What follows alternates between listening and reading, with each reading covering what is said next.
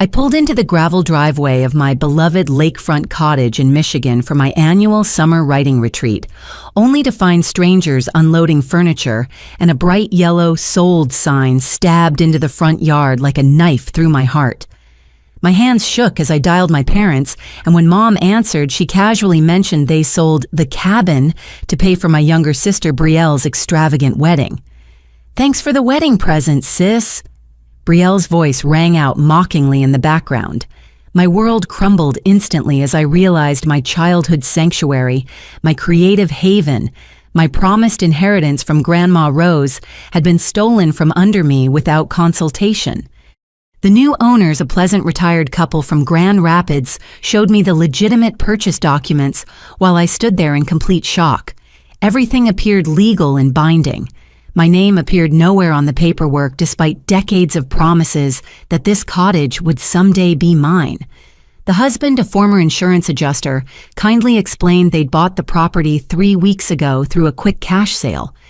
I drove straight to my parents' suburban Denver home, my mind reeling with disbelief. The 6-hour journey felt like a nightmare, where reality kept shifting beneath my feet. When I burst through their front door, Mom was arranging wedding invitation samples on the dining room table while Dad watched television in his recliner. "How could you sell Grandma Rose's cottage without telling me?" I demanded, my voice cracking with emotion. Dad barely looked up from his sports program. "Gladys, calm down. Family comes first and weddings are once-in-a-lifetime events. Brielle deserves the perfect day." Mom continued sorting invitations as if I hadn't spoken.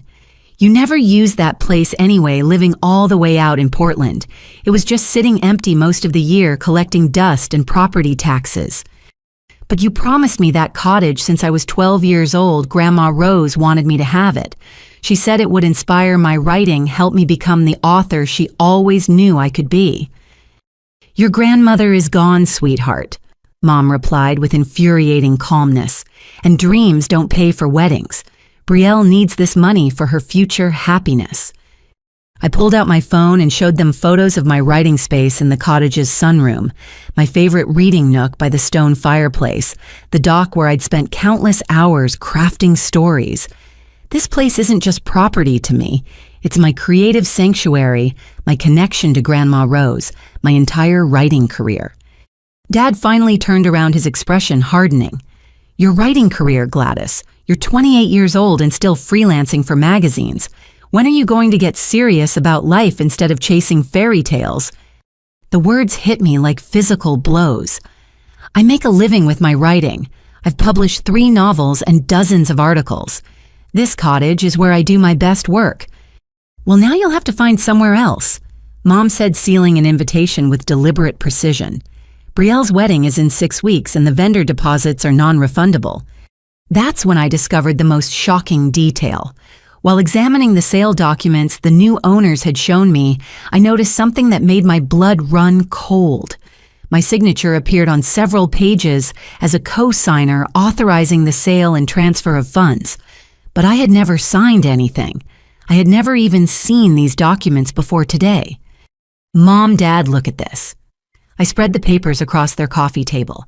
"This is my signature on these legal forms, but I never signed them. How is my name on these documents?" They exchanged nervous glances that told me everything I needed to know. My own parents had forged my signature to make me an unwilling accomplice in stealing my inheritance. Before my parents could explain their forgery, the front door burst open, and my sister Brielle swept in like a tornado of self-importance. She wore a massive engagement ring that caught the light from every angle, clearly worth more than my entire annual income. Her designer handbag probably cost more than most people's monthly rent. "Oh, good you're here," she exclaimed with fake enthusiasm. "I wanted to personally thank you for your generous wedding gift. The cottage sale money is going to make my dream wedding absolutely perfect." I stared at her in disbelief. "Brielle, this isn't a gift. This is theft. That cottage was supposed to be my inheritance." She laughed, a cold sound that made my skin crawl. "Inheritance, Gladys. You're not even successful enough to afford your own house. What would you do with lake property? At least now it's contributing to something meaningful." Something meaningful. It's a wedding, not a cure for cancer.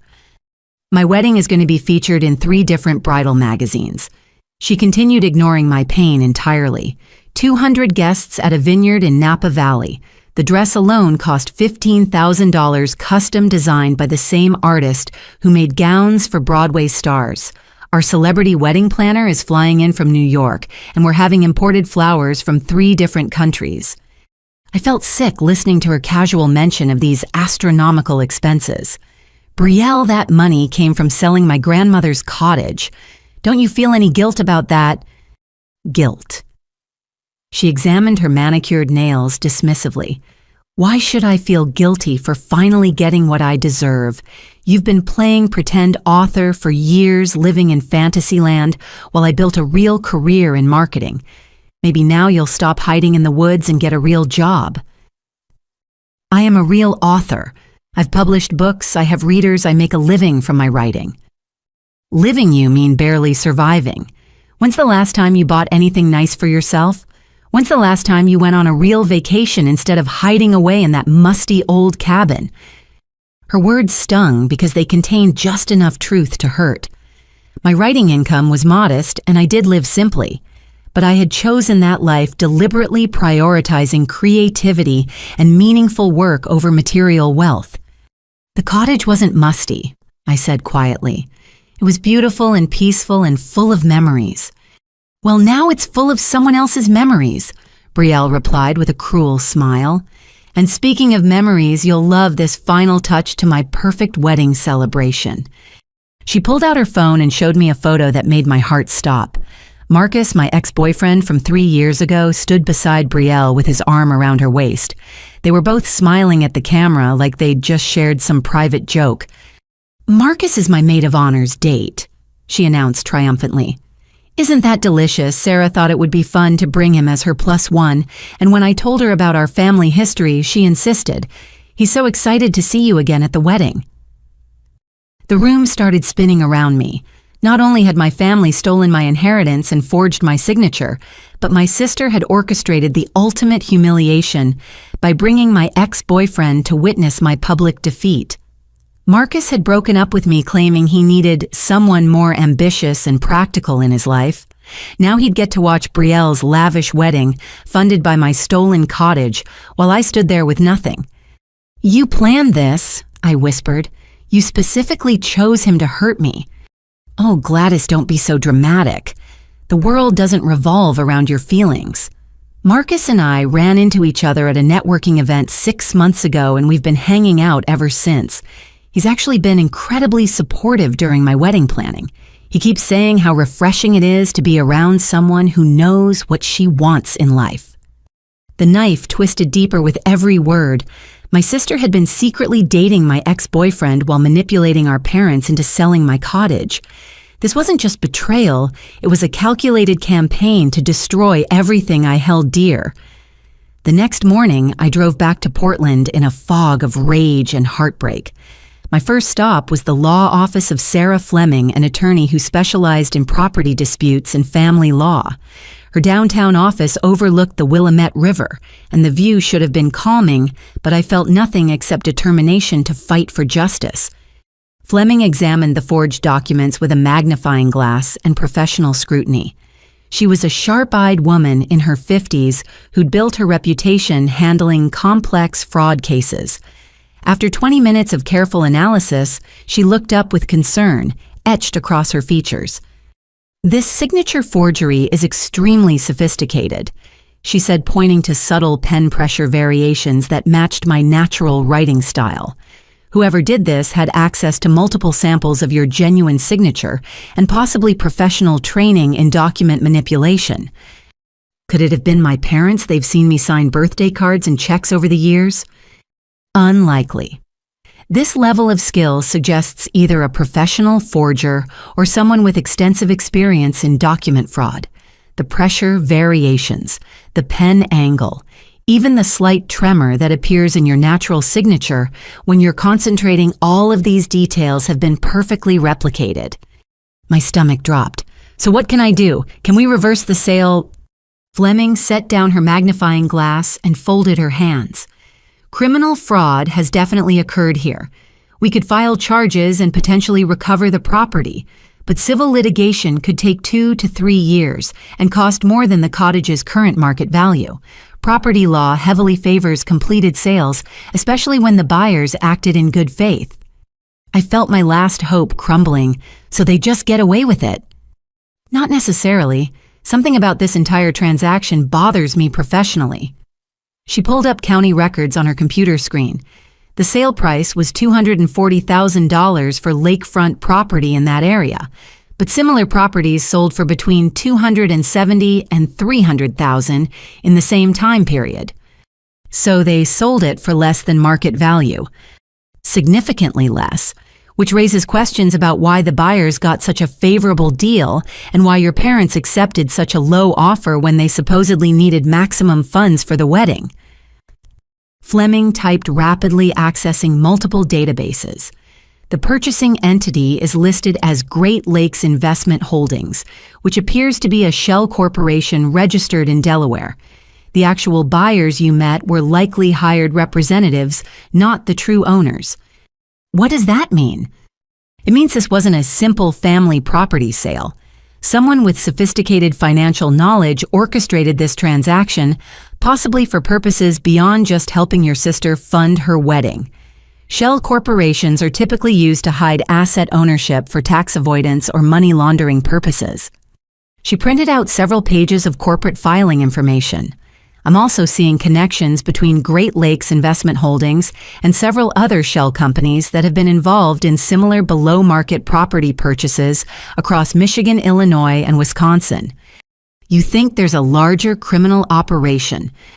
I think your family may have been targeted by people who specialize in manipulating families into undervalued property sales. The sophisticated forgery, the shell corporation, the below-market price, these aren't typical elements of family disputes over inheritance. Fleming reached for her phone. I want to contact a colleague who works with federal financial crimes. If there's an organized scheme targeting families like yours, this becomes a much bigger case than simple sibling rivalry over a cottage. As she dialed, I realized that my family's betrayal might be just one small piece of a much larger criminal enterprise. Someone had been pulling strings behind the scenes, manipulating all of us for purposes I couldn't yet understand. Fleming's colleague referred me to Detective Ray Morrison, a white-collar crime specialist who had been tracking suspicious property sales across the Great Lakes region for 18 months. Morrison, a former FBI agent with silver hair and intense blue eyes, met me at a coffee shop near Portland State University the following afternoon. Your family's financial advisor, Morrison, began without preamble. Robert Whitman. Tell me everything you know about him. I was surprised by his immediate focus on someone I'd barely considered. He's handled my parents' investments and retirement planning for about 5 years. They trust him completely. Why? Morrison opened a thick file folder. Because Robert Whitman appears in 7 other cases, we're investigating involving families who sold valuable property at below-market prices to shell corporations. In every case, Whitman convinced the families they were making smart financial decisions. He showed me photographs of Whitman from various business events. The man looked exactly like Central Casting's idea of a trustworthy financial advisor, conservative suit. Friendly smile, expensive watch, the kind of person your parents would instinctively trust with their life savings. I need you to help me understand how Whitman operates, Morrison continued. We suspect he identifies families with valuable assets, gains their confidence, then manipulates them into transactions that benefit his criminal partners. But we need evidence of his direct involvement. How would I get that evidence? By pretending to be a potential client. You're young, presumably have some assets from your writing career, maybe inheritance prospects. The kind of person he'd want to recruit. Morrison's plan was risky, but straightforward. I would contact Whitman's office claiming to need investment advice after receiving a book advance. I would wear a wire and try to get him to reveal his true methods for helping families maximize their property values. 3 days later, I sat in Whitman's luxurious downtown Denver office, which occupied the top floor of a glass tower with panoramic mountain views. His desk was solid mahogany, his leather chairs probably cost more than my car, and original oil paintings lined the walls. Everything screamed success and reliability. "Miss Baker, I'm so pleased you contacted me," Whitman said, pouring expensive coffee from a silver service. "Your parents speak of you often, and I understand congratulations are in order for your sister's upcoming nuptials." "Thank you. Actually, that's partly why I'm here. My parents mentioned how helpful you were in structuring their contribution to Brielle's wedding expenses." His smile widened. "Ah, yes, a beautiful example of family assets working together for everyone's benefit. Your parents had capital tied up in that little cottage that wasn't generating any income. By liquidating it strategically, we freed up funds for immediate family needs while providing tax advantages." I felt sick hearing him describe the theft of my inheritance as strategic liquidation, but I forced myself to stay in character. "That's exactly the kind of creative thinking I need. I just received a substantial book advance and I want to make sure I'm maximizing every opportunity." Whitman leaned forward with predatory interest. "How substantial, if you don't mind me asking?" $60,000 up front with potential for much more if the book performs well." "Excellent. And do you own any property? Real estate can be a wonderful tool for the right kind of family financial planning." "I'm renting currently, but my grandmother left me some antique jewelry that might be worth quite a bit. And there's always the possibility of future family inheritances." "Perfect. You know, Miss Baker, the key to wealth building isn't just saving money, it's making your assets work efficiently within the broader family financial ecosystem. Sometimes that means liquidating sentimental assets to create opportunities for greater growth." As he spoke, Whitman pulled up files on his computer screen, apparently showing me examples of successful client strategies. But from my angle, I could see documents that made my blood run cold. Spreadsheets listed dozens of client names with property values, family relationship details, and notes about conversion timelines and resistance factors. "Mr. Whitman, how do you typically convince families to sell properties they're emotionally attached to?" He chuckled.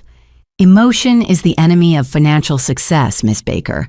I help families understand that sentimental attachment to assets is ultimately selfish. When your parents sold that cottage, they weren't just funding a wedding. They were investing in your sister's future happiness. Sometimes we have to help people see past their emotional blind spots to what's truly best for the family. And if some family members resist, well, legal ownership is what matters, not emotional attachment. Parents have the right to make decisions about their assets, especially when adult children aren't contributing financially to family needs. In your parents' case, the cottage was generating expenses but no income. Now that money is creating joy and memories that will last a lifetime." I wanted to vomit listening to his casual justification for destroying my dreams, but I pressed on. "The process must require a lot of legal paperwork." "Oh yes, but I have excellent relationships with attorneys and document specialists who handle all the technical details. My clients never have to worry about complicated signatures or filings. We take care of everything behind the scenes." There it was, his admission to having document specialists who could handle complicated signatures. Morrison had been right.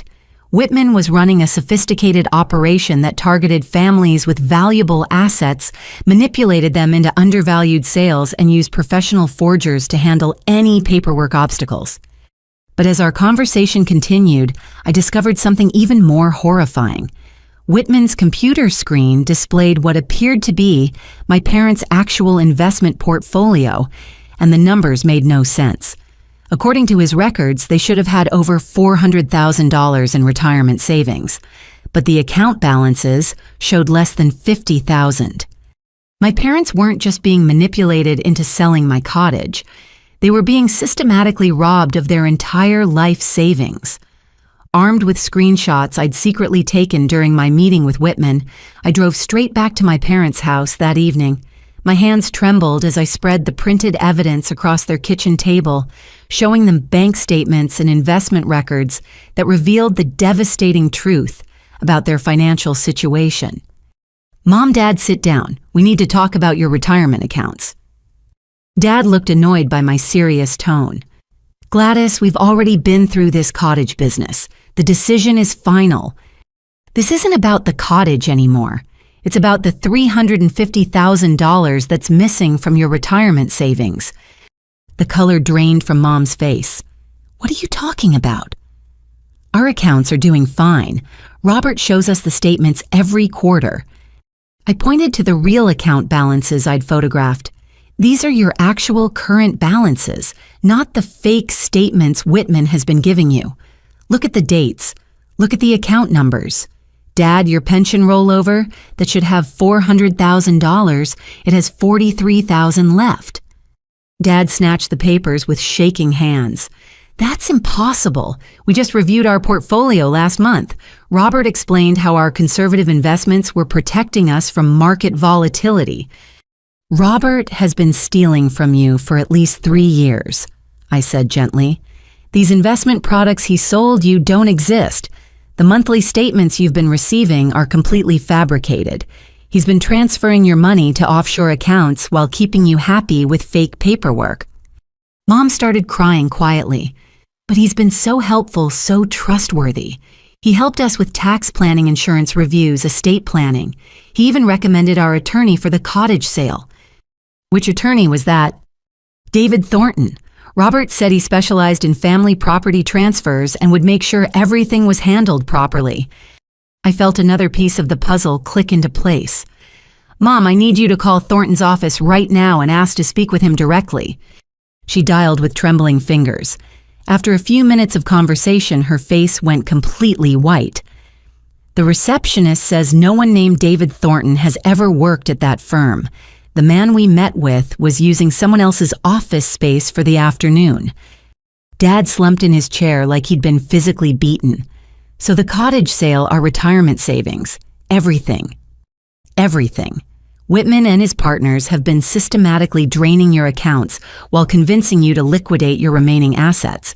The cottage money is already gone, transferred through the same offshore networks they've been using for your retirement funds." Mom looked up at me with desperate hope. "Can we get any of it back?" "I don't know yet, but there's something else you need to understand about Betrayal's involvement in all this." I pulled out my phone and showed them text message screenshots that Detective Morrison had obtained through his investigation. Messages between Betrayal and someone named Victoria Sterling, her wedding planner, discussing family asset liquidation and timeline coordination. "Betrayal knew about your financial situation," I said quietly. "These messages show she's been working with the wedding planner to pressure you into selling the cottage even after learning that your retirement savings were depleted." Dad read the messages aloud with growing horror. Betrayal to Victoria. "Parents are worried about money but won't admit cottage sale necessity. Need pressure strategy." Victoria to Betrayal. "Standard family dynamics. Emphasize once-in-lifetime opportunity and guilt about daughter's happiness. Works every time." "There's more," I continued. "Victoria Sterling isn't just a wedding planner. She's married to Robert Whitman. They've been running coordinated scams targeting wealthy families through wedding planning and financial advising for years." Mom stood up abruptly and walked to the window, staring out at their carefully maintained garden. "Our own daughter knew we were being robbed and demanded we give her money anyway." "The wedding expenses aren't even real," I added. "Most of the vendor contracts contain phantom charges and kickback schemes. Betrayal is paying inflated prices while Sterling and Whitman pocket the difference. She's being scammed while helping them scam you." Dad looked older than I'd ever seen him. "How many other families?" Detective Morrison says they've identified at least 30 similar cases across 5 states. Elderly couples, recent retirees, families with valuable property, and adult children. They want to help. The pattern is always the same: gain trust, manufacture, financial pressure, manipulate family dynamics, steal everything. "What about the wedding? Should we tell Betrayal what we've discovered?" I hesitated. Morrison had specifically warned me not to alert any potential suspects until the investigation was complete. but these were my parents, and they deserved to know the truth about their daughter's betrayal. Detective Morrison wants us to wait before confronting Betrayal or Whitman. If they realize we're onto them, they might flee the country with whatever money they haven't stolen yet. But there's something else you should know. I showed them the final piece of evidence Morrison had shared with me, financial records, showing that Betrayal had been receiving direct payments from Sterling's company for the past 8 months, listed as family coordination consultant fees. She's been getting paid to help them target you, I said. This wasn't just selfishness or wedding stress. Betrayal has been actively participating in a criminal conspiracy to steal your life savings. Dad put his head in his hands. 63 years old, and we have to start over from nothing because we trusted the wrong people, including our own daughter. We're not giving up, I said firmly. Morrison thinks we can recover at least some of the money if we help them build a case. But we have to be smart about it. We have to pretend everything is normal until they're ready to make arrests. Mom turned back from the window, her tears replaced by steel determination. What do you need us to do? Over the next week, I transformed myself into an undercover investigator using skills I'd developed as a journalist to infiltrate Betrayal's wedding vendor network. I created a fake identity as Amanda Richardson, a recently engaged marketing executive planning her own Napa Valley wedding for the following spring. My first target was Victoria Sterling herself. Her office in downtown San Francisco occupied an entire floor of a converted Victorian mansion, decorated with enough flowers and crystal to supply a small hotel. Sterling was exactly what I expected: perfectly coiffed designer, everything, the kind of woman who charged $20,000 just for the privilege of her attention. Amanda, darling, I'm so excited to discuss your vision, Sterling gushed as she led me into her consultation room. Napa Valley weddings are my absolute specialty. I've coordinated celebrations for tech executives, entertainment industry leaders, even European royalty. I played my role perfectly, describing an imaginary fiancé and a family eager to spare no expense for their daughter's perfect day. Sterling's eyes lit up with dollar signs as I mentioned my inheritance from grandmother and parents who own several investment properties. Now, for a wedding of the caliber you're describing, my standard package begins at $150,000, she said casually. But for clients with your vision and resources, I typically recommend our Platinum experience, which starts around $250,000. That sounds perfect. Can you show me examples of recent Platinum weddings? Sterling pulled out a leather portfolio containing photographs of elaborate celebrations. I recognized several venues, floral arrangements, and decorative elements from Betrayal's wedding planning photos. Sterling was literally showing me my sister's wedding as an example of her work. This particular celebration is happening in just 3 weeks. Sterling explained, pointing to pictures I'd seen Betrayal post on social media. The bride's family has been wonderful to work with, very understanding of the investment required for excellence. Her parents even liquidated some real estate to ensure she could have everything she dreamed of. How did you convince them to sell property that seems like a big step? Sterling's smile became predatory. Oh, that's where my husband's expertise comes in. Robert handles the financial consulting side of our business. He helps families understand how to optimize their assets for once-in-a-lifetime celebrations. Most people don't realize how much dead money they have sitting in unproductive properties. Your husband is a financial advisor, the best in the business. Robert specializes in helping families liquidate underperforming assets and convert them into meaningful experiences. He's worked with dozens of families to fund dream weddings, anniversary celebrations, milestone birthdays. It's really beautiful how he helps people prioritize what truly matters. I felt nauseated listening to her describe the systematic destruction of families' financial security as beautiful. But I pressed on. Does he work with all your clients? Only the special ones who need comprehensive financial planning. Robert has a gift for helping families see past emotional attachments to property and focus on creating memories. Sometimes adult children get upset about inheritance issues, but parents have every right to use their assets for their children's happiness. Sterling pulled out contracts and vendor agreements for my wedding, and I was shocked by the obvious fraud embedded in every document. Catering costs were inflated by 40% above market rates. Floral arrangements were priced at 3 times what similar vendors charged. Even basic services like photography and transportation carried mysterious coordination fees and premium service charges that doubled the actual costs. "These vendor prices seem quite high," I mentioned carefully. "Amanda, you're paying for the Sterling experience. My vendors are all exclusive partners who understand my standards for excellence. They may charge more than average providers, but the quality and service are incomparable. Besides, my vendor relationships include special rebate programs that help offset my consulting fees." There was the admission I needed. Sterling was taking kickbacks from inflated vendor charges, essentially getting paid twice for every service, while her clients paid premium prices for standard products. But the most damning evidence came when Sterling's assistant brought in a folder marked Richardson Wedding that clearly contained documents for multiple events.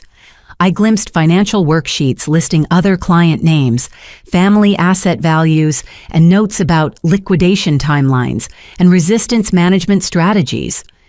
"I see you work with many families," I observed. "Oh yes, we've perfected a system that works beautifully for everyone involved. Robert identifies families with the right financial profile. I create the perfect celebration vision, and our vendor network ensures everything exceeds expectations. It's taken years to develop these relationships, but now we can guarantee results." As our meeting concluded, Sterling handed me a business card with both her information and Robert Whitman's contact details. I always recommend that serious clients meet with Robert first to discuss financial optimization. He'll help you understand exactly how to fund your dream wedding while maximizing your family's overall financial health.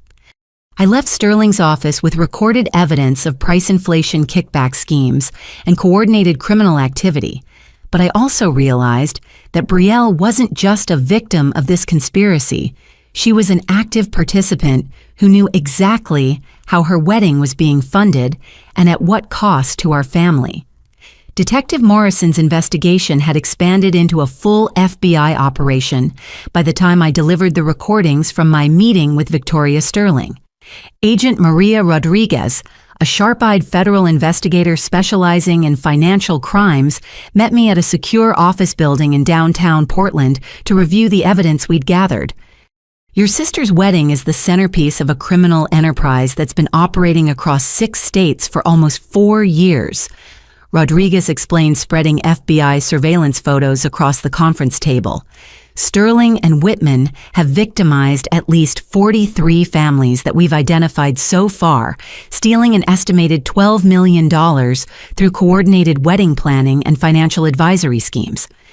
The photos showed the couple at various luxury events, business conferences, and high-end social gatherings where they identified potential targets. They looked like any successful professional couple, which made their crimes even more sinister. How do they choose their victims? Wealthy families with adult children approaching marriage age, recent retirees with substantial assets, anyone with valuable property and family dynamics they can manipulate. Sterling cultivates relationships in affluent social circles, while Whitman positions himself as a trusted financial expert. They're patient, sometimes spending years building trust before striking. Rodriguez showed me organizational charts mapping the criminal network. They work with a team of specialists, document forgers, shell corporation managers, offshore banking facilitators, even private investigators who research target families' financial situations and personal relationships. And they specifically target family conflict. It's their specialty.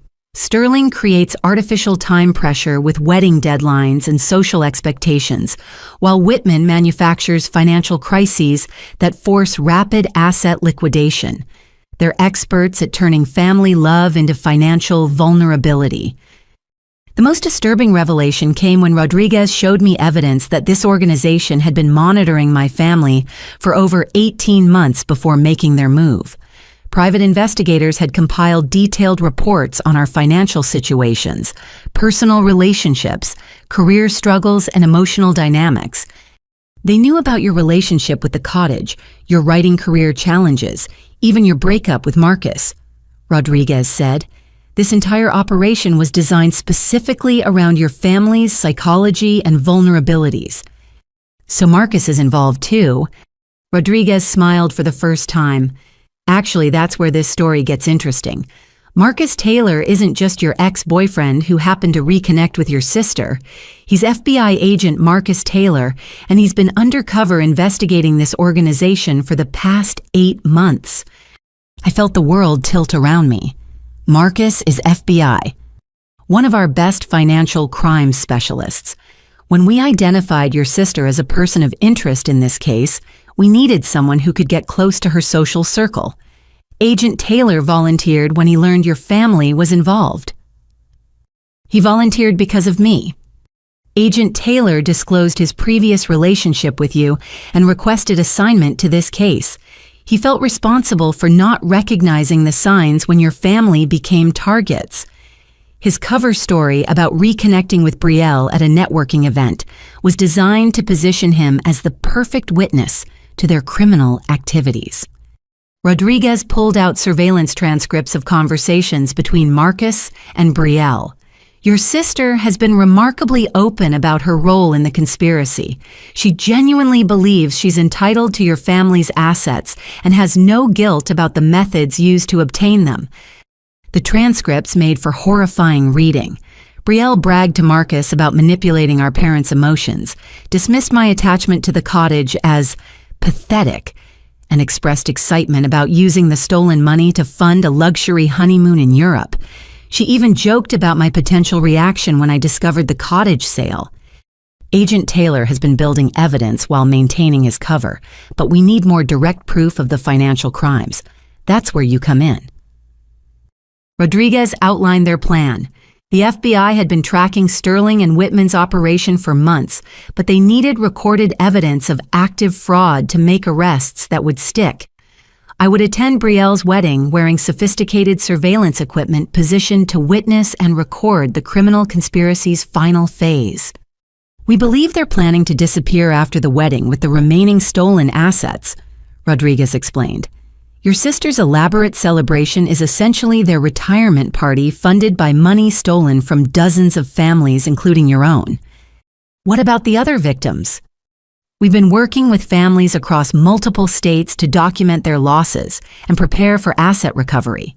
If we can arrest Sterling and Whitman at the wedding, we can freeze their offshore accounts and potentially return millions of dollars to the people they've robbed. The plan was risky but straightforward. I would attend the wedding as expected, maintain normal family relationships, and use hidden recording devices to capture evidence of ongoing criminal activity. Marcus would continue his undercover role while coordinating with FBI agents positioned throughout the wedding venue.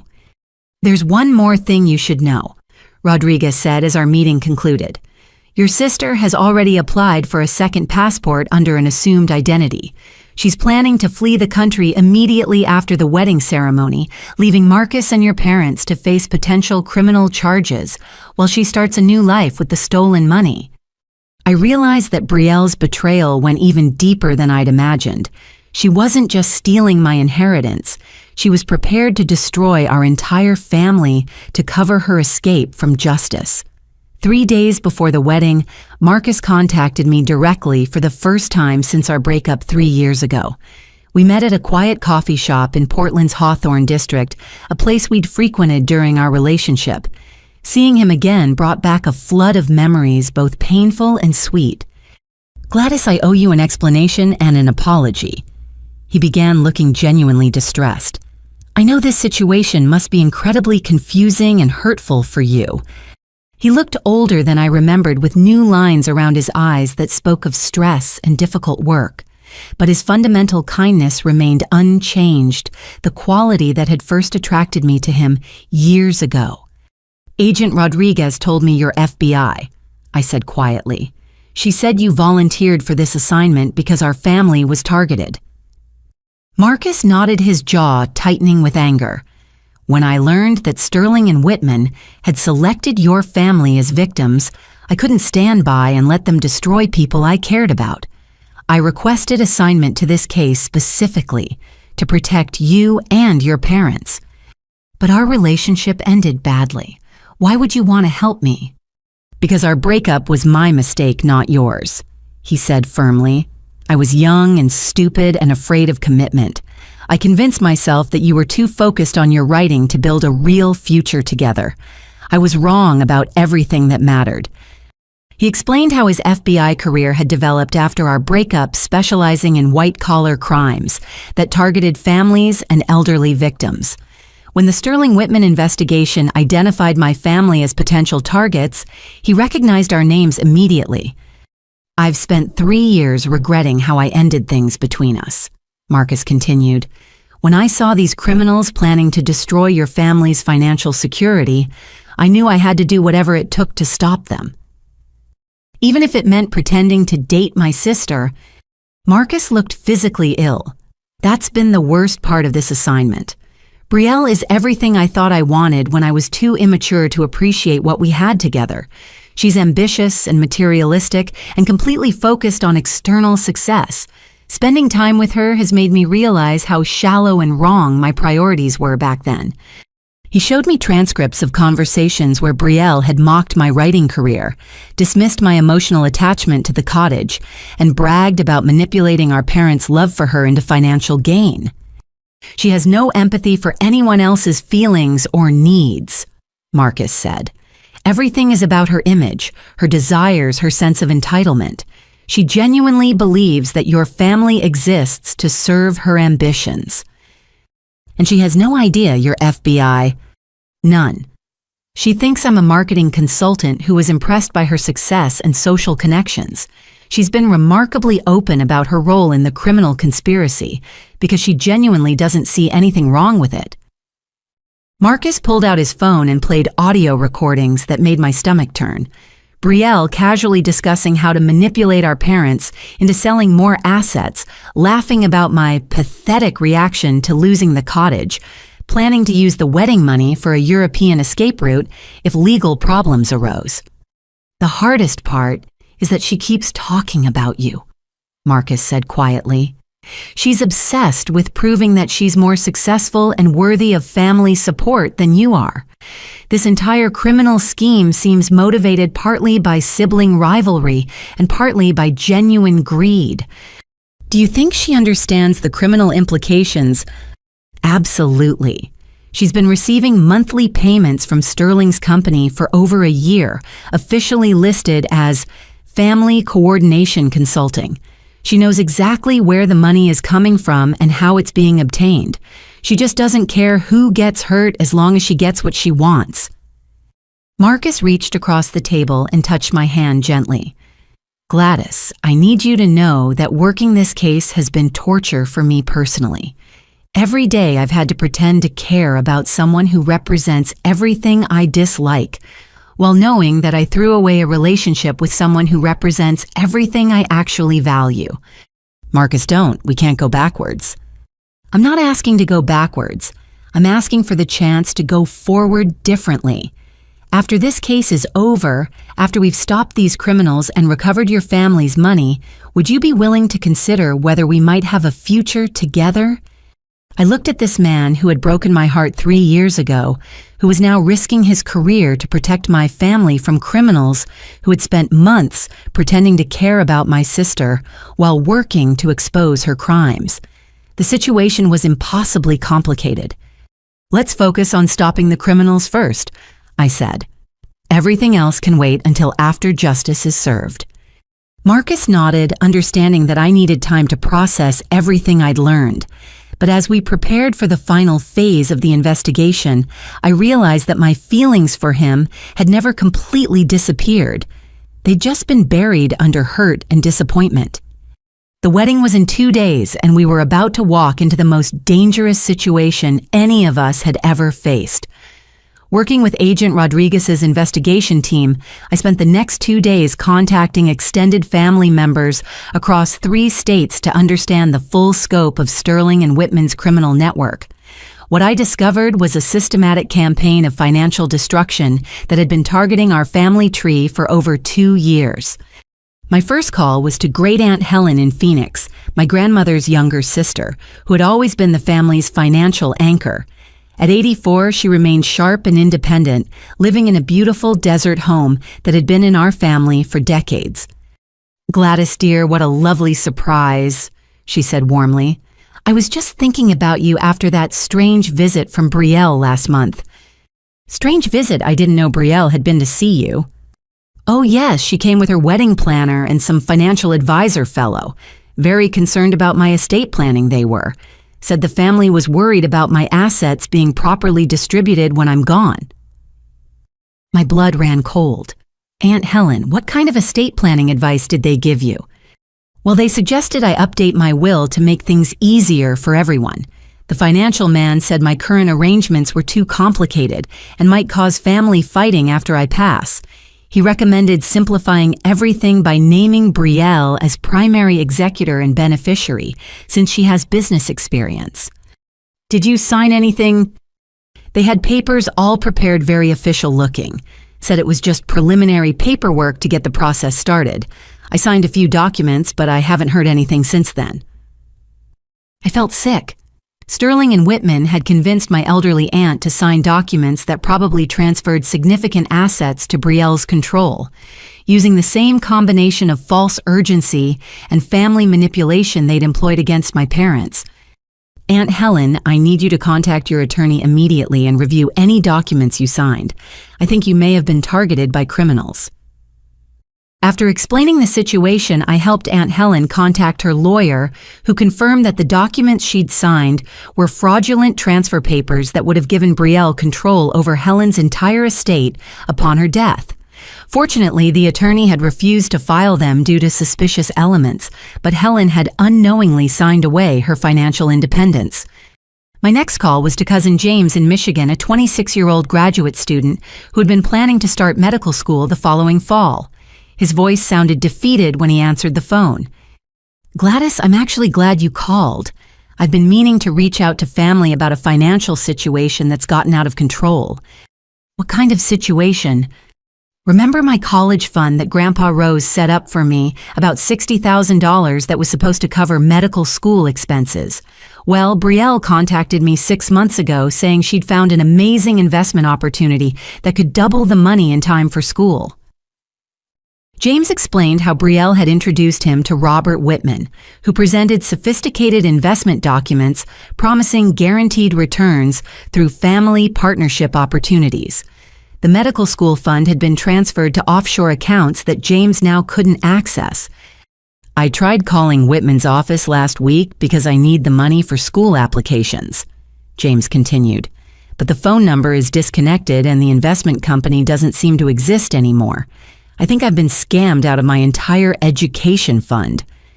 "James, you were definitely scammed, but it's part of a larger criminal investigation. The FBI is working to recover stolen assets." My final call was to Uncle William in Colorado, Dad's younger brother who had served 20 years in the Air Force before retiring to run a small aviation business. William's situation was the most heartbreaking of all.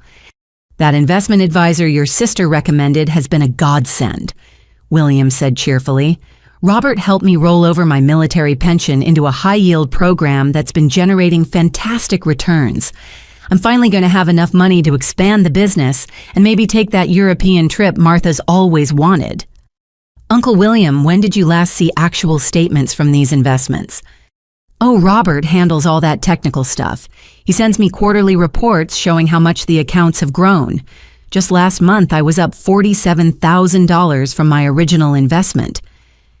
I realized that William was still being actively defrauded, receiving fake statements, while his actual pension money disappeared into offshore accounts. Unlike my parents, he hadn't yet discovered the theft.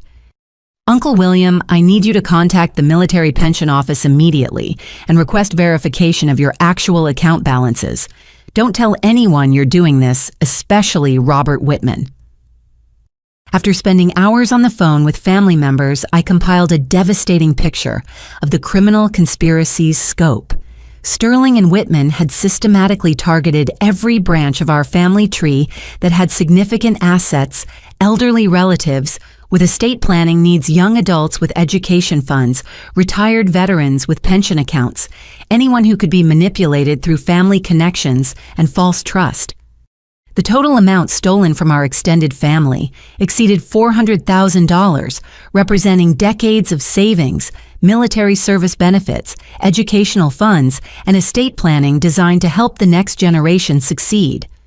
But the most shocking discovery came when I found evidence that Betrayal had been actively recruiting family members for the criminal scheme, receiving referral bonuses for each relative she delivered to Whitman's fraudulent investment programs. She hadn't just participated in stealing my inheritance, she had systematically betrayed every family member who trusted her. Agent Rodriguez confirmed that family-based recruitment was Sterling and Whitman's primary strategy. They identify one susceptible family member and use them to gain access to the entire network of relatives. Betrayal has been their most successful recruit, responsible for delivering 7 different family victims over 18 months. The wedding wasn't just a celebration funded by stolen money, it was a victory party commemorating the financial destruction of our entire family. The day before the wedding, I drove to Napa Valley wearing sophisticated FBI surveillance equipment hidden beneath a carefully chosen sundress. The recording devices were so advanced, they picked up conversations from 30 feet away, and the tiny cameras captured high-definition video through what appeared to be decorative buttons on my clothing. The rehearsal dinner took place at Sterling Vineyards, an exclusive hilltop winery overlooking miles of pristine California countryside. The setting was breathtakingly beautiful, with sunset light filtering through ancient oak trees and expensive floral arrangements perfuming the evening air. It was exactly the kind of romantic venue that would make any bride feel like royalty. Seeing the extravagant display, knowing how it was funded, made me physically nauseated. Every candle, every flower, every bottle of premium wine represented money stolen from hardworking families who had trusted the wrong people. The beauty felt obscene. Betrayal held court at the center of everything radiant in a designer rehearsal dress that probably cost more than most people's monthly salary. She moved through the evening like a movie star, accepting congratulations and compliments with practiced grace. To any observer, she was simply a happy bride celebrating the beginning of her perfect life. But I watched her interactions with cold, analytical eyes, listening through my surveillance equipment to conversations that revealed the true nature of this celebration. When she thought no one important was listening, Betrayal's mask slipped completely. The family sacrifice angle worked perfectly, she told her maid of honor, Sarah, during a quiet moment near the wine bar. Parents always respond to guilt about their children's happiness. Victoria coached me on exactly what emotional buttons to push. And your sister never suspected anything. Gladys is too naive to understand how the world really works. She actually believed that Cottage would just sit there waiting for her forever, like some kind of fairy tale inheritance. Reality is for people who fight for what they want. I moved closer, pretending to admire the floral centerpieces while my recording equipment captured every word. "What about after the wedding?" Sarah asked. "Won't there be family drama when people start asking questions about the money?" Betrayal's laugh was cold and calculating. "By then, it won't matter. Marcus and I are flying to Switzerland for our honeymoon, and we have arrangements in place for extended European travel if any legal complications arise. Victoria and Robert have exit strategies prepared for situations like this." 20 feet away, Marcus stood with a group of wedding guests playing his role as the devoted boyfriend, while probably hearing every word through his own surveillance equipment. I could see the tension in his shoulders, the effort it took to maintain his cover, while listening to my sister casually discuss fleeing the country with stolen money. As the evening progressed, I witnessed Sterling and Whitman moving through the gathering like sharks among minnows, identifying wealthy guests and laying groundwork for future criminal schemes. They worked with practiced efficiency, collecting business cards and personal information, while presenting themselves as successful entrepreneurs who specialized in helping affluent families maximize their financial potential. The wedding planning business is really just market research, Sterling explained to a tech executive from San Francisco whose daughter was recently engaged. We learn so much about family dynamics and financial priorities during the planning process. Robert and I often continue working with families long after the celebration, helping them optimize their asset management strategies. The executive's wife looked intrigued. What kind of optimization strategies? Oh, many families have significant wealth tied up in unproductive assets, vacation properties, antique collections, traditional investment accounts that aren't generating adequate returns. Robert specializes in helping people liquidate underperforming holdings and convert them into high-yield opportunities. Whitman joined the conversation with his trademark-friendly smile.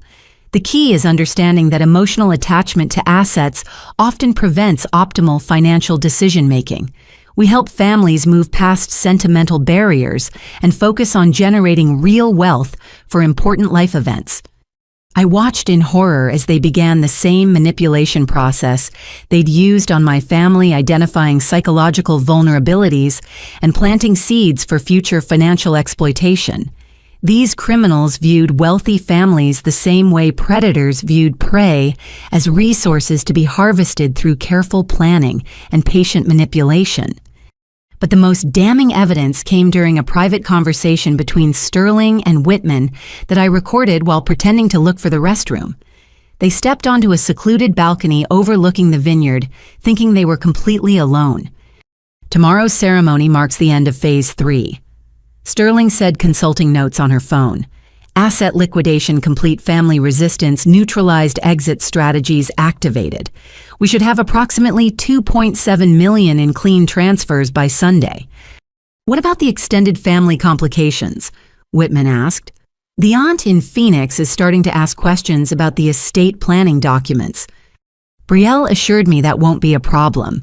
Family members who create difficulties can be managed through social pressure and legal intimidation. Her sister has already been effectively neutralized through the cottage situation. And if law enforcement becomes involved, Sterling's smile was chilling. We have contingency plans for every scenario. Brielle has agreed to testify that any family conflicts were purely emotional disputes over inheritance distribution. She's prepared to claim that her parents and sister were trying to manipulate her wedding planning for their own financial gain. I realized that my sister wasn't just planning to escape with stolen money, she was prepared to frame our parents and me as the actual criminals if her conspiracy was ever discovered. The recording equipment captured their discussion of offshore accounts, shell corporations, and document destruction protocols that would eliminate evidence of their crimes. They spoke casually about destroying families' financial security as if they were discussing weather or restaurant choices. As the rehearsal dinner concluded, I watched Brielle accept toasts and congratulations from guests who had no idea they were celebrating a criminal enterprise's greatest success. My parents sat at the head table looking proud and happy, despite their own financial ruin, still believing they had sacrificed for their daughter's legitimate happiness. Tomorrow would determine whether justice prevailed or whether Sterling Whitman and Brielle escaped to enjoy their stolen fortune while their victims faced poverty and betrayal. The morning of Brielle's wedding dawned crisp and clear, with California sunshine streaming through the floor-to-ceiling windows of the bridal suite at Auberge du Soleil, one of Napa Valley's most exclusive resorts. The room buzzed with activity as hairstylists, makeup artists, and photographers prepared my sister for her moment of supposed triumph. Brielle sat in the center of it all like a queen holding court, wearing a silk robe that probably cost more than most people's monthly rent. Her wedding dress hung nearby $15,000 of custom-designed perfection that represented more money than many families spent on their entire celebrations. I knocked on the door at exactly 10:30 when I knew most of the wedding staff would be taking a scheduled break. Agent Rodriguez had timed this confrontation carefully, ensuring that our conversation would be private, while Marcus and other undercover agents maintained surveillance from adjacent rooms. Gladys perfect timing. Brielle called out cheerfully as I entered. I was just thinking about how grateful I am that our family could come together for this incredible day. All the sacrifices have been so worth it." She gestured around the opulent suite as if she were displaying art in a gallery. Fresh orchids filled crystal vases, champagne chilled in silver buckets, and designer shoes worth thousands of dollars waited beside silk stockings and diamond jewelry. "It is incredible." I agreed, closing the door behind me and activating the recording equipment hidden in my purse. All this luxury funded by stealing our family's money. Brielle's smile didn't waver for a second. "Stealing, Gladys, you're being dramatic again. Mom and Dad chose to prioritize my happiness over holding on to unnecessary property. That's what loving families do. What about Great Aunt Helen's estate papers, or James's medical school fund, or Uncle William's military pension? Did our loving family choose to steal all that money too?" For the first time, Brielle's confidence flickered slightly, but she recovered quickly, her expression shifting to cold calculation. "I don't know what conspiracy theories you've been developing, but you're embarrassing yourself. Today is my wedding day, and I won't let your jealousy ruin it." "Jealousy, Brielle, I know everything. I know about Victoria Sterling and Robert Whitman. I know about the shell corporations and offshore accounts. I know about your payments for recruiting family members.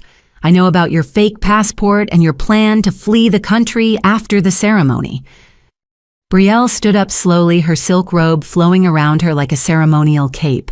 When she turned to face me, her mask had completely fallen away, revealing the cold, calculating person she'd always been beneath her charming exterior. "You know what, Gladys, you're right. I did orchestrate this entire operation. I identified our family as perfect targets, connected them with the right criminal partners, and systematically extracted every penny I could from people who were too naive to protect themselves." Her admission was so casual, so devoid of guilt or remorse, that I felt physically sick, but I needed to keep her talking for the recording equipment. "Why would you destroy your own family?" "Because they were holding me back," she replied matter-of-factly. "Do you have any idea what it's like being part of a family where nobody has any ambition? Dad's been working the same middle management job for 20 years. Mom volunteers at the library and thinks that's a career. You hide in the woods writing stories that nobody reads." She moved to the window overlooking the vineyard, her voice gaining intensity. "I was the only one with the vision to see what our family assets could become if they were properly utilized. That cottage was wasted on your romantic fantasies about being a writer. Uncle William's pension was sitting in conservative accounts, earning nothing. Great Aunt Helen's estate was going to be distributed to a dozen relatives who didn't need it. So you decided to steal everything for yourself. I decided to consolidate resources where they could do the most good. This wedding represents the culmination of careful planning and strategic thinking. I transformed scattered family assets into a celebration that will launch the next phase of my life." Brielle pulled out her phone and showed me bank account information that made my stomach drop. Offshore accounts containing millions of dollars, transfer records showing systematic theft from dozens of families across multiple states, investment portfolios built entirely from stolen money. "Victoria and Robert taught me how the world really works," she continued. "Successful people take what they want from people who are too weak to stop them. Everything you see here represents my graduation from victim to victor." "What about Marcus? Do you even care about him, or is he just part of your escape plan?"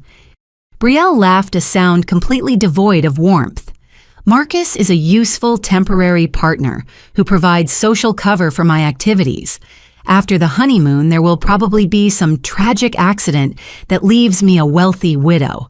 I've already taken out life insurance policies that will provide additional capital for my new life." The casual way she discussed murdering the man she was about to marry revealed depths of sociopathy that terrified me. But I had to keep the conversation going until the FBI was ready to move. "And our parents, what happens to them when your crimes are discovered?" "Oh, that's the beautiful part of this plan," Brielle said with genuine enthusiasm. If any legal problems arise, Mom and Dad will take the blame. I have documentation proving they authorized all the property sales and investment transfers. They'll be the ones facing criminal charges, while I'm safely established in a non-extradition country.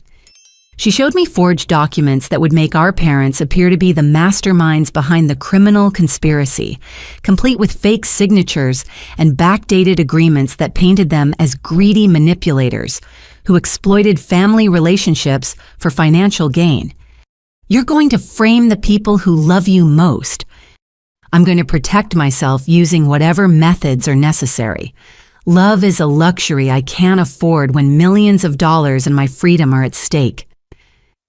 Brielle walked to her vanity and picked up a small leather case that I recognized as a passport holder. Inside was the false identity she'd created for her post-wedding escape. New name, new nationality, complete documentation for starting a criminal-free life with stolen money.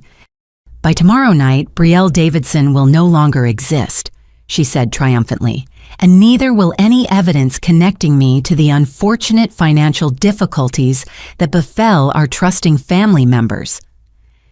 What she didn't know was that Marcus had been recording our entire conversation through surveillance equipment hidden throughout the bridal suite. Every admission, every threat, every detail of her criminal plans was being captured by multiple federal agents who were preparing to end her criminal career permanently. The wedding ceremony began at 3 o'clock in the afternoon in the resort's garden amphitheater, with 200 guests seated among carefully arranged white roses and cascading ribbons. A string quartet played softly while servers circulated with champagne and elegant hors d'oeuvres. Everything looked perfect for what should have been the happiest day of my sister's life. I sat in the third row with my parents who still believed they were witnessing their daughter's legitimate celebration, despite knowing about their financial ruin. Dad wore his best suit and proudest smile, while Mom dabbed happy tears with an embroidered handkerchief. They looked like any loving parents at their child's wedding. Marcus stood at the altar in an perfectly tailored tuxedo, playing his role as the devoted groom, while FBI agents positioned throughout the venue prepared for the coordinated arrest operation. To any observer, he appeared nervous and excited about marrying the woman he loved. Only I knew the truth about his real feelings and professional obligations. Brielle made her entrance to Pachelbel's Cannon, walking down the petal-strewn aisle in her $15,000 gown, like a vision of bridal perfection. The dress fit her flawlessly. Her makeup was expertly applied, and her smile radiated joy and satisfaction. She looked exactly like what she'd always dreamed of becoming the center of attention at an impossibly elegant celebration. The officiant, a distinguished minister from San Francisco, began the ceremony with traditional words about love commitment and the sacred bond between husband and wife. His voice carried easily across the garden as guests listened with respectful attention to familiar vows and promises. Dearly beloved, we gather today to witness the union of Brielle and Marcus in holy matrimony. Marriage represents the highest form of human commitment, built on foundations of trust, honesty, and mutual respect. I felt sick listening to words about trust and honesty while watching my sister marry a federal agent who was about to arrest her for criminal conspiracy. But I also felt a growing sense of anticipation as I waited for justice to finally arrive. The ceremony proceeded normally through readings, musical selections, and personal vows that Brielle delivered with practiced emotion. She spoke about finding her soulmate, building a life together, and the family support that had made their love possible. Every word was a calculated lie delivered to an audience that included people she'd systematically robbed. Marcus has shown me what it means to be truly understood and appreciated, she said, looking directly at him with apparent devotion. He supports my dreams and ambitions without trying to hold me back or make me feel guilty for wanting success. Marcus responded with his own carefully scripted vows about commitment and partnership, playing his role perfectly while federal agents moved into position around the ceremony area. I noticed subtle movements as plainclothes officers took strategic positions among the catering staff and photographers. The moment of truth came when the officiant reached the traditional question about objections to the marriage. If any person present knows of any lawful impediment why these two should not be joined in matrimony, speak now or forever, hold your peace. Instead of the expected silence, Agent Rodriguez stepped forward from her position among the wedding photographers, displaying her federal credentials while speaking in a clear, authoritative voice. Federal Bureau of Investigation. This ceremony is terminated. Brielle Davidson and Robert Whitman, you're under arrest for federal charges including wire fraud, money laundering, and criminal conspiracy. The garden erupted in confused voices and shocked gasps as guests realized they were witnessing arrests rather than wedding vows. FBI agents seemed to materialize from everywhere, servers removing aprons to reveal badges, photographers setting down cameras to display handcuffs, even some wedding guests producing federal identification. Victoria Sterling tried to run toward the parking area, but was immediately apprehended by agents who had been monitoring her movements all day. Her designer shoes and elegant dress made flight impossible as she stumbled across the manicured grass while being read her rights. Whitman attempted a different escape strategy, grabbing a guest's cell phone and shouting about lawyers and false accusations. But federal marshals surrounded him before he could make any calls, efficiently securing him with handcuffs while confiscating potential evidence. Brielle's reaction was the most dramatic of all. She stood frozen at the altar in her wedding gown, staring at Marcus with growing comprehension and rage as he removed his tuxedo jacket to reveal an FBI badge and service weapon. "You're a federal agent," she said with deadly calm. "Everything between us has been a lie." "Everything between us has been evidence gathering," Marcus replied with professional detachment. "You're under arrest for multiple federal crimes, and anything you say can and will be used against you in court." "But we were getting married. We were going to start a new life together." "We were never going to start anything together. I've been investigating your criminal activities for 8 months, and this wedding was the culmination of a federal sting operation designed to catch you and your partners in the act of money laundering and fraud." Brielle looked around the garden at 200 wedding guests who were now witnesses to her humiliation and defeat. Her perfect ceremony had become a crime scene, her moment of triumph transformed into public disgrace. "Agent Rodriguez," Marcus said formally, "I have recorded admissions from the suspect regarding criminal conspiracy, planned murder, and intent to flee the jurisdiction. The evidence collected during this operation should be sufficient for prosecution." As federal agents led my sister away in handcuffs, her wedding dress trailing through the dirt, I felt a complex mixture of emotions: relief that justice was finally being served, sadness that our family had been destroyed by greed and betrayal, and hope that maybe, somehow, we could rebuild from the ashes of this devastating experience. 200 wealthy wedding guests stood in stunned silence as the elaborate reception became a federal crime scene, with agents seizing evidence and interviewing potential witnesses to the largest family-based fraud conspiracy in California history. In the immediate aftermath of the arrests, the wedding venue transformed into a coordinated law enforcement operation. FBI agents secured the scene, while federal marshals transported Brielle Sterling and Whitman to separate detention facilities for processing and interrogation. The 200 wedding guests found themselves witnesses to federal crimes rather than participants in a celebration. Agent Rodriguez took charge of victim assistance, working with families who had unknowingly funded the elaborate ceremony through their stolen assets. My parents sat in shocked silence as she explained the scope of the criminal conspiracy and the federal government's commitment to asset recovery. "Mr. and Mrs. Davidson, your daughter, has been charged with 17 federal crimes, including wire fraud, money laundering conspiracy, and interstate transportation of stolen property," Rodriguez explained gently. "But I want you to understand that you were victims of this scheme, not accomplices."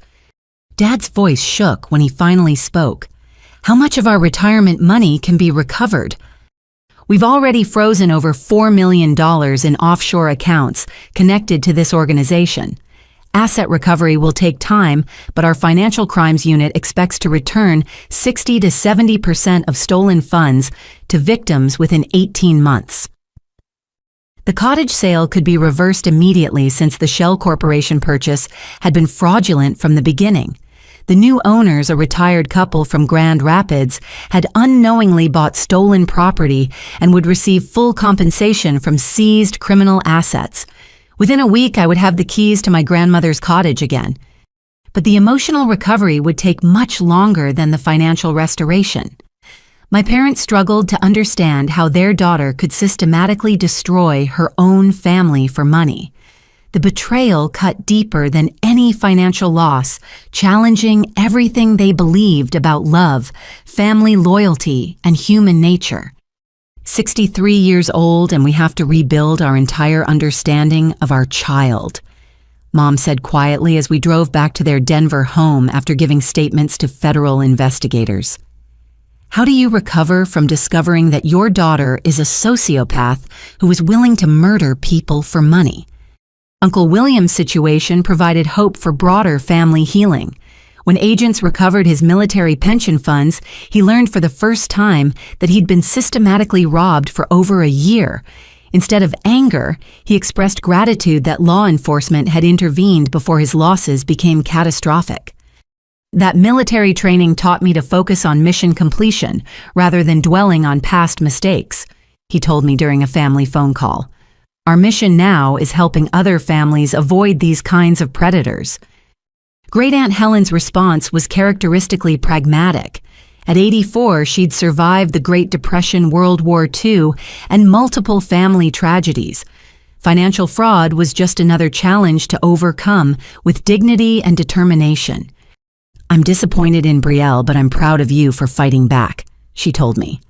Your grandmother Rose would be happy to know that her cottage is coming home where it belongs. Cousin James faced the most difficult recovery since his medical school fund couldn't be replaced in time for the current application cycle. But the publicity surrounding the case attracted attention from scholarship foundations and medical schools impressed by his resilience in the face of family betrayal. I'll start med school a year later than planned, but I'll start with a better understanding of how greed and manipulation can destroy families, he said. Maybe that will make me a better doctor. The most complicated relationship to navigate was with Marcus. After the arrests, he remained in California for several weeks, testifying before federal grand juries and helping prosecutors build cases against the various criminal defendants. When he finally returned to Portland, he called to ask if we might talk about rebuilding some kind of relationship. I understand if you never want to see me again, he said when we met at the same coffee shop where he'd revealed his true identity. I used your family's tragedy to advance a federal investigation, and I deceived you about my motives and feelings. But you also saved us from financial ruin and prevented my sister from escaping justice. Without your investigation, she'd be living in Europe with stolen money, while our family faced poverty and criminal charges. Marcus looked older and more serious than the young man I dated years earlier. The undercover assignment had clearly been emotionally difficult, requiring him to suppress his natural empathy while building cases against people who destroyed families for profit. Working this case taught me things about myself that I didn't want to face, he admitted. When I broke up with you 3 years ago, I was chasing the same kind of superficial success that motivated your sister's crimes. I wanted someone ambitious and materialistic because I thought that would make me seem more successful. And now I understand that real success means building something meaningful with someone who shares your values. You were focused on your writing because you believed in creating something important. I was too immature to appreciate that kind of dedication. I studied his face, looking for signs of the man I'd once loved beneath the federal agent who'd spent months deceiving my family. The fundamental kindness was still there, along with a new depth of understanding about what actually mattered in life. I need time to process everything that's happened, I said honestly. My family has been destroyed, My sister is facing decades in prison, and I'm trying to rebuild my life from pieces. I can't make decisions about relationships until I understand who I am after all this trauma." Marcus nodded with genuine understanding. "Take all the time you need. I'll be here when you're ready if you're ever ready. And if you're not, I'll respect that decision and be grateful for the chance to help protect people I care about." 6 months after Brielle's arrest, I stood on the dock of my restored cottage, watching autumn sunlight dance across the lake surface while I processed the dramatic changes that had transformed my life. The cottage looked exactly as it had before: the sail-weathered cedar shingles, stone fireplace screened porch overlooking the water. But everything felt different, because I was different. The federal asset recovery had been more successful than anyone expected. Prosecutors seized over $6 million from Sterling and Whitman's criminal enterprise, allowing complete restitution to 47 victim families across 6 states. My parents' retirement funds were fully restored with interest. Uncle William recovered his military pension with accumulated dividends, and James received his medical school money, plus additional compensation for emotional damages. But I chose to use my cottage and my recovered assets for something more meaningful than personal restoration. Working with victim advocacy groups and federal prosecutors, I established the Rose Davidson Writers Retreat, offering free residencies to fraud survivors who wanted to process their experiences through creative expression. Writing saved my sanity during this nightmare. I explained to the first group of retreat participants, 8 people who'd been victimized by various financial crimes across the country. Maybe it can help others find healing and purpose after betrayal.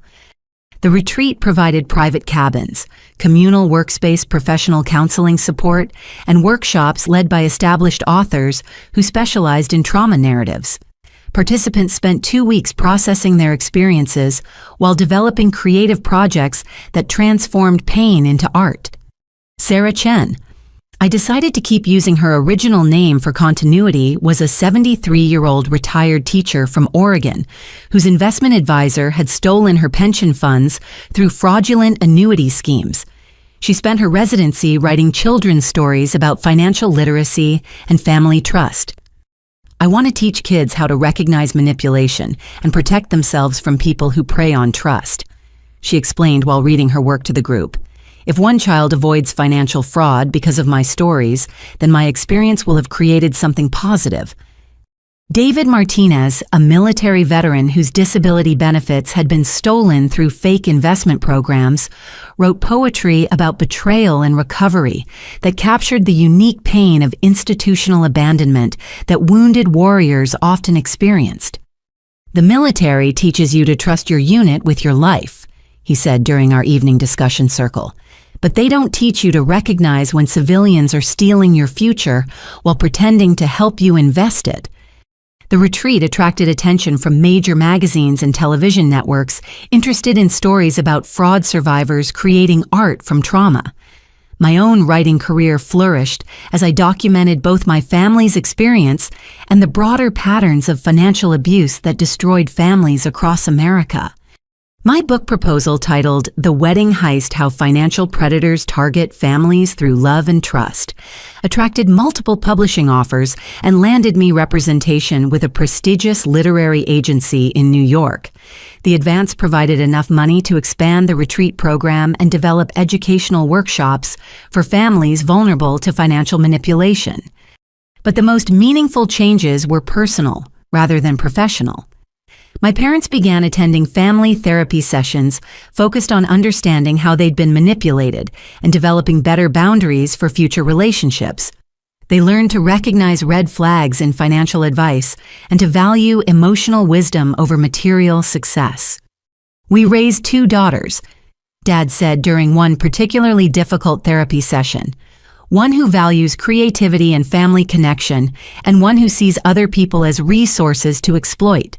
We need to understand what went wrong so we can support other families better." Mom struggled more with guilt and self-blame, questioning every parenting decision that might have contributed to Brielle's sociopathy. but gradually she developed perspective about the limits of parental influence over adult children's moral choices. I gave both my daughters the same love and values, she concluded. Brielle chose to reject everything we taught her about empathy and responsibility. That's her decision, not my failure. The relationship with Marcus evolved slowly and carefully, like two people learning to trust after betrayal. He visited the cottage several times during autumn, helping with retreat logistics and sharing meals with fraud survivors who appreciated hearing from the law enforcement perspective. Agent Taylor helped save my family from bankruptcy, Sarah Chen told me privately, but more importantly, he shows that some people in authority positions actually care about protecting vulnerable people rather than exploiting them. Marcus's work with the FBI Financial Crimes Unit continued, but he requested assignments that focused on victim assistance rather than undercover operations. The emotional toll of deceiving people, even criminals, had convinced him that his talents were better suited to investigation and prosecution support. I want to build cases that help people rather than relationships that hurt people, he explained during one of our evening walks around the lake. Working undercover with your sister taught me that I'm not good at lying even for professional reasons. It compromises something essential about who I want to be. Our conversations gradually shifted from processing trauma to exploring possibilities for the future, but both of us understood that rebuilding trust required patience, honesty, and acceptance that our relationship would be different than it had been before. I'm not the same person you dated 3 years ago, I told him during one particularly honest discussion. This experience changed my understanding of family, loyalty, justice, and what I want from life. I'm not the same person either, he replied. I've learned the difference between success and worth, between ambition and purpose. I want to build something meaningful rather than just advancing my career. By December, we were spending weekends together at the cottage working on retreat planning and discussing the possibility of a more permanent partnership. But both of us understood that our relationship needed to develop naturally, rather than being forced by external circumstances or past connections. The one shadow over this period of healing came from federal prosecutors' investigation into Brielle's planned murder scheme. Evidence recovered from her devices revealed detailed plans for Marcus's death during their supposed honeymoon, including research into undetectable poisons and staged accidents that would appear natural. She wasn't just planning to disappear with stolen money, Agent Rodriguez explained during a victim impact meeting. She was prepared to commit murder to protect her criminal enterprise and obtain additional insurance payouts. Your sister represents one of the most calculating sociopaths we've encountered in financial crimes investigation. Brielle accepted a plea bargain that sentenced her to 37 years in federal prison, rather than risk death penalty prosecution for the murder conspiracy charges. She would be eligible for parole in 25 years, meaning she'd serve most of her productive adult life behind bars. My parents chose not to maintain contact with her during imprisonment, a decision that caused them enormous grief, but seemed necessary for their emotional recovery. We'll always love the child we thought we raised, Mom said, but we can't enable the criminal she chose to become. Sometimes loving someone means accepting that they're beyond your ability to help. 1 year after the wedding arrests, I sat in my cottage's renovated sunroom, putting finishing touches on the manuscript that would become my best-selling memoir about financial fraud, family betrayal, and the long journey back to trust. The book's success exceeded every expectation, landing on multiple bestseller lists and generating speaking opportunities across the country. But more importantly, the memoir became a resource for fraud survivors and a warning for families vulnerable to financial predators. Universities assigned it in criminal justice courses, victim advocacy groups distributed it to clients, and financial planners used it to educate customers about manipulation techniques. The Rose Davidson Writers Retreat had evolved into a year-round program serving over 100 fraud survivors annually. We expanded beyond individual healing to include family reconstruction workshops, legal advocacy training, and community education initiatives that helped people recognize and resist financial manipulation. "Your grandmother would be amazed," Mom said during the retreat's first anniversary celebration. She always believed the cottage would inspire important writing. She just never imagined it would help heal people from the kind of betrayal that nearly destroyed our family. The celebration brought together 50 former retreat participants, federal agents who'd worked the case, victim advocates and family members who'd found new purpose in fraud prevention work. Sarah Chen had published her children's financial literacy series with a major educational publisher. David Martinez received a poetry fellowship that allowed him to develop workshops for veteran fraud survivors. Most meaningfully, Uncle William had become a volunteer speaker who educated military communities about financial fraud targeting veterans. His presentations combined personal experience with practical advice that helped active duty personnel avoid the predators who specifically targeted military benefits. The same loyalty and trust that makes military units effective also makes veterans vulnerable to financial predators, he explained during his speech at our celebration. Education and awareness are our best weapons against people who exploit patriotism for profit. Great-Aunt Helen, now 85 and still sharp as ever, had donated a significant portion of her recovered assets to establish an endowment fund that would support the retreat program permanently. Her gift ensured that fraud survivors would have access to healing resources for generations to come. Money should create opportunities for good people to overcome bad experiences, she said during the endowment ceremony. That's the best possible use for assets that criminals tried to steal for selfish purposes. The relationship with Marcus had developed into something deeper and more sustainable than our original connection. We'd learned to build partnership based on shared values and life experience rather than romantic fantasy or physical attraction. Both of us had been tested by extreme circumstances and emerged with clearer understanding of what we wanted from life and relationships.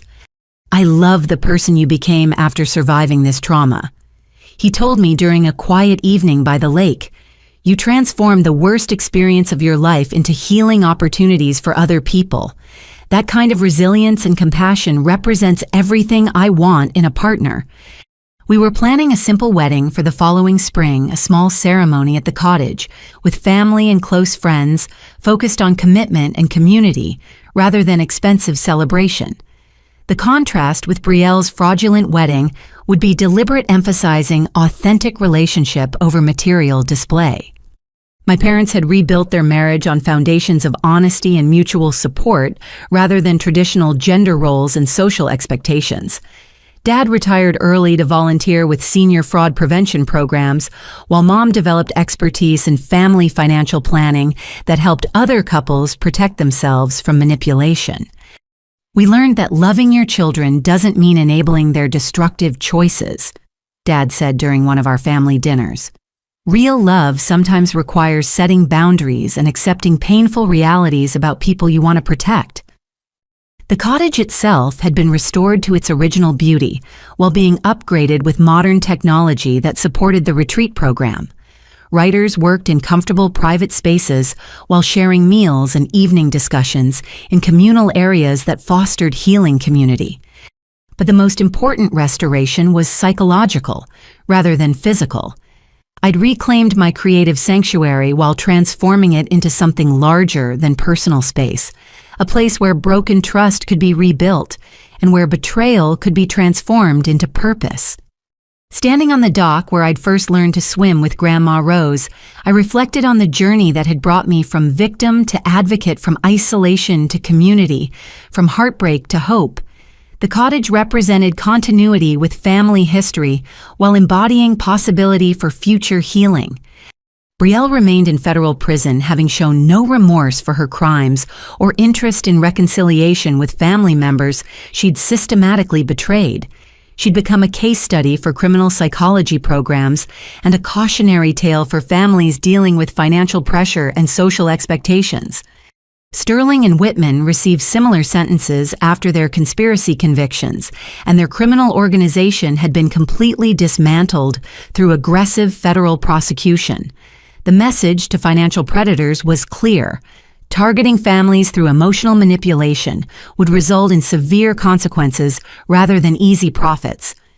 But the real victory wasn't the criminal's punishment.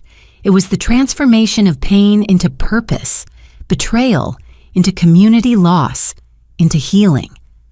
The cottage had become exactly what Grandma Rose envisioned when she promised it would inspire important writing that helped other people. Every ending creates space for new beginnings. I wrote in the memoir's final chapter.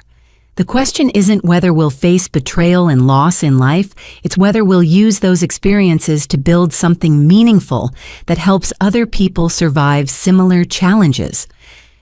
The cottage hosted its second annual Fraud Survivor Conference that weekend, bringing together families from across the country who'd transformed their victimization into advocacy work. Law enforcement officers, therapists, writers, and community organizers shared strategies for prevention, recovery, and justice. "We can't prevent all financial crimes," Agent Rodriguez told the conference participants, "but we can build communities that support survivors and help families recognize manipulation before it destroys their security."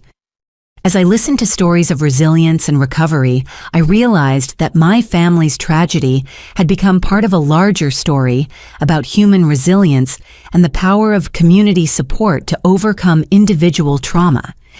The cottage evening concluded with a tradition we'd established during the first retreat. Participants shared brief reflections about hope, healing, and purpose discovered through their recovery journeys. Their words created a chorus of survival and determination that echoed across the lake water. "I lost my retirement savings to criminals, but I found my voice as an advocate for elderly financial protection. My daughter stole my inheritance, but I discovered family among fraud survivors who understand betrayal and recovery. Financial predators destroyed my trust in institutions, but I learned to trust community relationships built on shared experience and mutual support." As stars appeared over the lake where I'd spent childhood summers learning to fish and swim and dream, I felt grateful for the journey that had brought me home to purpose and community. The cottage would always be Grandma Rose's gift to my creativity, but now it was also my gift to other people who needed healing space and supportive community. Trust could be rebuilt, families could recover from betrayal, and sometimes the worst experiences of life became foundations for the most meaningful work of helping other people survive similar challenges with dignity and hope. Have you or someone you know ever experienced financial betrayal from family members or trusted advisors? What signs do you think families should watch for to protect themselves from these kinds of manipulation schemes? Share your thoughts in the comments below. Your insights might help other families recognize warning signs before they become victims. Thank you for following this difficult but ultimately hopeful journey from betrayal to healing. Please like this story if it moved you, subscribe for more content about resilience and recovery, and share this message with anyone who might benefit from understanding how financial predators operate and how communities can support fraud survivors. Remember that healing is possible, justice can prevail, and sometimes our worst experiences become the foundation for our most important work in the world.